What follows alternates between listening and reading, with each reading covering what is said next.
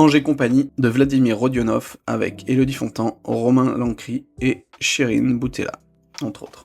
Ça raconte l'histoire de deux personnes qui sont a priori pas faites pour être ensemble, mais dont le destin va tout faire au final pour qu'ils se retrouvent ensemble. La subtilité, c'est que apparemment au-dessus de nous, il y a le paradis avec des anges, et ces personnes s'occupent en fait des humains sur Terre de plus ou moins gérer leur vie. Et les anges vont les aider à suivre certains chemins. Le personnage principal, joué par Élodie Fontan, qui elle est une super ange, va essayer de monter en grade pour devenir une archange, et sauf que au moment de passer l'audition, il lui manque un truc à régler, à savoir un de ces humains doit se marier avec une certaine femme, sauf que les choses ont fait qu'il y a eu des petits changements sur la route. Cet ange va faire la rencontre d'un autre ange, qui est plus ou moins un ange déchu, qui lui aussi s'occupe d'une femme, et qui va plus ou moins mettre des bâtons dans les roues à cet ange, en essayant de caler lui son humaine avec l'humain de l'ange. Résultat, est-ce que les destins sont liés quoi qu'il arrive, ou est-ce qu'on peut changer son destin, même si, a priori, selon les codes, on n'est pas fait pour être avec telle personne. C'est un bon film, j'ai franchement bien aimé, une bonne comédie française, qui change un peu des autres, sachant qu'elle est originale. L'histoire de base, je la trouve sympa, le fait qu'il y ait des anges comme ça qui nous gouvernent un peu, et avec donc ce principe de compatibilité amoureuse en fait.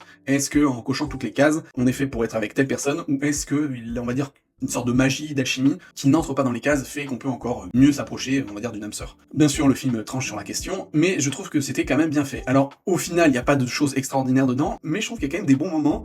Le personnage de l'ange déchu, je le trouve vraiment intéressant. La relation qu'il a avec Cupidon. D'ailleurs, le traitement qui est fait de Cupidon est sympa aussi, je trouve.